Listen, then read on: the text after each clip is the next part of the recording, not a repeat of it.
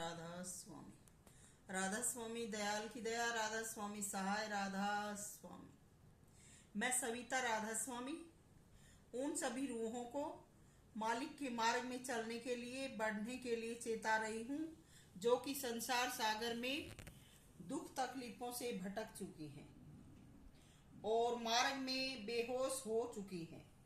वैसे भी समय और प्रकृति के नियम ने उनको पछाड़ दिया है। अब तो उनको ये समझ जाना चाहिए कि इस संसार सागर में हमारा कोई नहीं है। कोई समय के हिसाब से, कोई जीवन की मजबूरी से, कोई अन्य कारणों से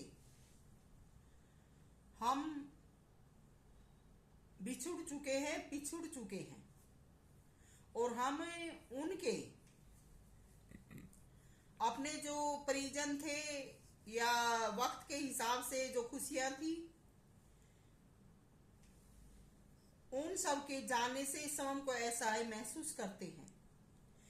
तो ऐसे वक्त में कोई भी साथ देने वाला नजर नहीं आता। अगर कोई साथ देता है तो वो स्वार्थ रहित नहीं है। तो ऐसे में एक प्रभु परमात्मा ही शेष बचता है, जिसकी तरफ हम कभी खुशी आनंद के दिनों में देखना भी नहीं चाहते थे। लेकिन आज उसी से हम बार बार विनती करते हैं कि मुझे उठा ले या मुझे बख्श। लेकिन अपना कर्म हम नहीं जानते कि हमने क्या क्या किया है, पहले जन्मों में क्या क्या किया था, उन सब का हिसाब बाकी है। और आपका अभी आगे का सीट खाली नहीं है। जब तक स्थान रिक्त नहीं होता, आगे की कार्रवाई नहीं की जाती। तो इस प्रकार से जो फंसी रूहें हैं, वो क्या करें?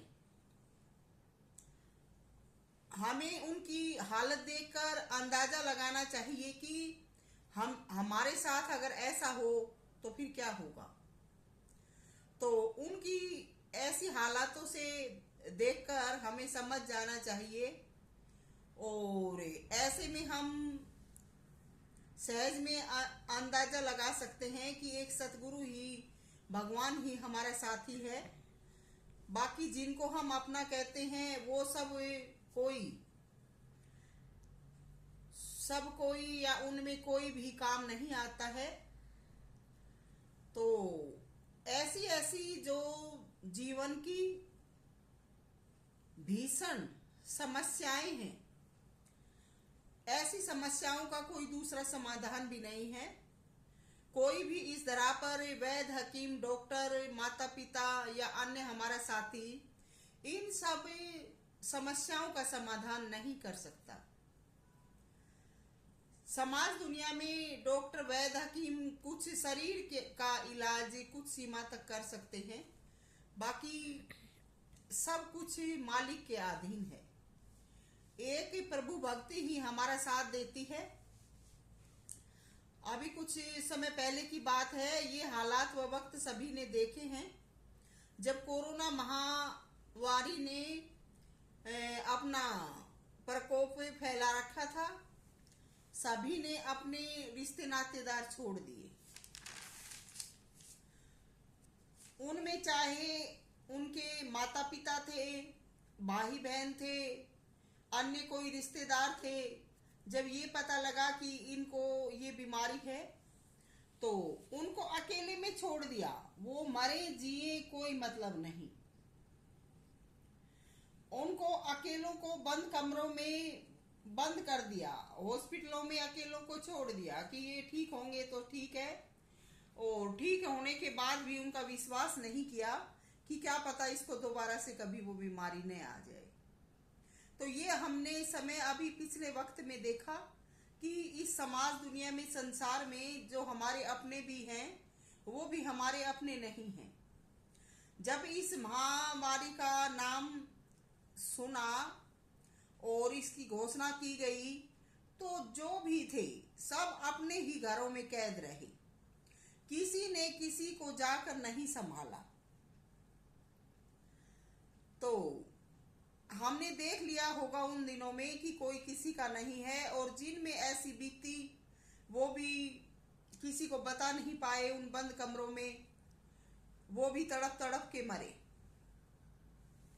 तो एक भगवान भक्ति, एक मालिक ऐसा है जो हमें हर दुख में सुख में हमारा साथ देता है, हमें बचाता है, अपने संदेशक भेजकर हमें चेताता है, और हम उन्हीं को पागल समझ लेते हैं क्योंकि हम अपने काम काजों में ज्यादा व्यस्त हैं, अपने इन कार्यों को सबसे बढ़कर मानते हैं। लेकिन हमें ज्ञात रहे, हमारे देश में सुनामी भी आई थी, कुछ ही पल में सब कुछ बहा ले गई। तो उस सुनामी में न जाने किसके रिश्तेदार, किसके बच्चे, किसके अपने, और कौन कौन क्या क्या ढह गया, बह गया। तो हम क्यों अपने आप को इतना बड़ा मानते हैं? हमारा कुछ नहीं है। जब एक सुनामी की लहर ने सब कुछ तबाह कर दिया, तो हम किस गर्व गुमान में अपने आप को इतना बड़ा मान रहे हैं? मालिक का एक पल का झटका न जाने क्या से क्या कर हम दिखाएगा, और हम कुछ भी नहीं कर पाएंगे। हमारा ऊंचा झंडा, हमारी ऊंची टोपी, हमारा गर्व, हमारा अपनी मेजोरिटी, सब कुछ क्या पता कहाँ जाएंगे। तो मैंने तो ऐसा दिल से फील किया है। अगर आप मानते हैं तो आपका फायदा है, नहीं मानते तो समय सबको मनवा देता है।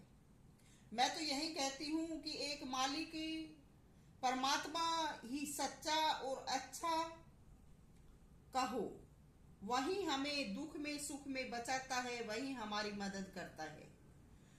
और उन दिनों में ऐसे ऐसे गुरु भी हमने देखे जब सरकार ने ये कहा कि भाई सभी मंदिर, मस्जिद, गुरुद्वारे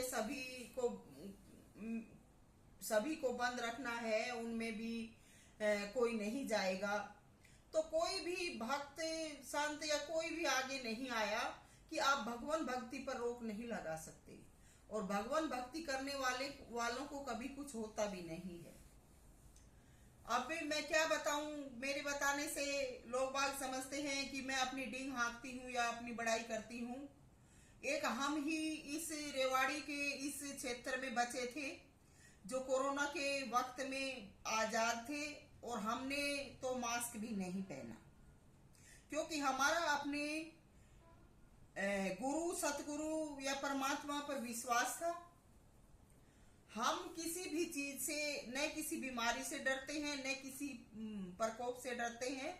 अगर डरते हैं तो इतना ही डरते हैं कि हे मालिक हमसे कोई भूल, कोई गुनाह न हो जाए। तो इस संसार में एक सतगुरु कहो, मालिक कहो, भगवान कहो, सतगुरु ही सबसे सर्वोपरि है, श्रेष्ठ है। सतगुरु रूप ही भगवान रूप है, तो वही सबसे बढ़कर है। दूसरा हमारा कोई कुछ नहीं है। बस मालिक की दया समझो, अच्छा खासा जीवन दिया है, सभी अवसर प्रदान किए हैं। नहीं तो दो ही चीजें अमर है, आत्मा और परमात्मा। अगर ये चीजें जो हमें, ये जो चीजें हैं प्रकृति में, ये हमें मुहैया की जा रही हैं, और ये ना मिले तो हमारा क्या हाल होगा? क्या कभी सोचते हैं? एक दिन वस्त्र, खाना या मकान न मिले तो कैसे चिल्लाते हैं, क्या हालात हो जाते हैं। और जब इस रूह को इस हाल में छोड़ा जाए तो क्या होगा, क्या करोगे? तो ये सब भी तभी संभव है जब हम मिलकर किसी संत सदगुरु की शरण में जाकर सेवा करते हैं, और जब हमारा प्रियतम सुखी व खुश होगा तब वो हमें भी अच्छा व खुशहाल जीवन प्रदान करेगा। ये हम संदेशक मालिक का संदेश इसलिए देते हैं क्योंकि हमने भी जीवन जन्म लेकर मालिक से सब कुछ प्राप्त किया है, और हमारा ये फर्ज बनता है हम सभी को मालिक की खुशी का ध्यान रखना चाहिए, उनकी खुशी का ध्यान कराना चाहिए। नाम लेकर नाजायज शोरगुल व बाहियात की बातें मालिक को अप्रिय हैं, इनसे बचें। मालिक की इस धरा पर शांत व स्वच्छ वातावरण बनाएं। कोई भी प्रधान या विशेष नहीं है, सभी यहाँ पर अपना कर्म भुगतने के लिए आए हैं। जिन किसी को अच्छा अवसर मिला है उन्हें प्यार का व्यवहार करना चाहिए, दूसरों को अच्छा सिखाना चाहिए। ये श्रेष्ठ कर्म है और ये श्रेष्ठ करने से हमें स्वयं को भी शांति मिलती है, वह हम दूसरों को भी सुख देते हैं। यही सुख है, अन्य कोई सुख नहीं है। जीवन में कहीं भी सुख नहीं है। हमारा आत्मा कभी भी शांत नहीं रहता। देह ऐसा वस्त्र है जो हमें कभी किसी तरह दुख देता रहता है। देह में रहते हुए सुख नहीं है और देह रहित होने पर सुनने में कोई होश नहीं है। सुनने में आत्मा बिल्कुल बेहोश रहता है। मैं हूं ये एहसास रहता है, मगर वहां पर ना कोई जान है, ना प्राण है, ना हम बोल सकते हैं, ना किसी अपने प्राय या किसी भी जीवन का एहसास हमें नहीं रहता है। आत्मा जिंदा रहता है मगर हलचल नहीं रहती। सोचो ये जीवन जब मिले तो क्या हो, किस प्रकार क्या कहोगे, क्या करोगे, ऐसी अवस्था हमारी रूह की होती है। तो इसीलिए संत महात्मा ये कहते हैं कि एक पल भी मालिक को ना भुलाओ, हमेशा अपने मालिक को याद रखो। कुछ एक जो गाफिल हो गए हैं, डफर हो गए हैं, वो इन अवस्थाओं से गुजरे नहीं हैं, उनको इन अवस्थाओं का ज्ञान नहीं है, क्योंकि कभी भी अपने मन को भजन ध्यान में नहीं लगाया। अगर सच्चे दिल से आजीवन आत्मिक सफर करते तो पता लगे कि ये सब अवस्थाएं आती हैं और मौत क्या होती है, मौत के बाद इस रूह के साथ क्या होता है। तो ये बातें बनावटी नहीं है। जो गाफिल है, डफर है, वो मजाक उड़ा देते हैं या कह देते हैं कि ये हम डराने के लिए कर रहे हैं, हम भला किसी को क्यों डराएंगे। ये शाश्वत सत्य है और अगर नहीं मानते तो जब बीतेगी तब देख लेना, और बीत भी रही है। तो हमें अपने मालिक को हमेशा याद रखना चाहिए।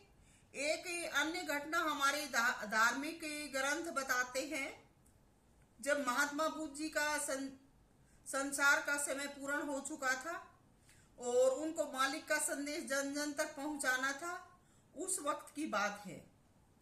महात्मा बुद्ध जी को उसी रात पुत्र रत्न प्राप्त हुआ था। उसी रात मालिक ने घर छोड़ने का इशारा कर दिया कि कभी महात्मा बुद्ध पुत्र के मोह में न पड़ जाएं और भक्ति मार्ग से विचलित न हो जाएं। तो मालिक ने इशारा किया, रातों रात घर छोड़कर संन्यास धारण कर लिया।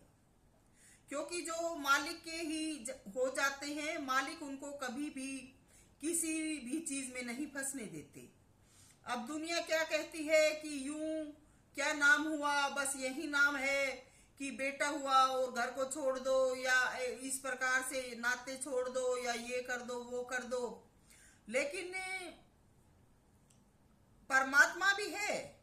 क्या परमात्मा नातों में बंधा है? वो भी अकेला बिल्कुल इस प्रकार से रहता है, तो क्या हम ऐसे नहीं रह सकते?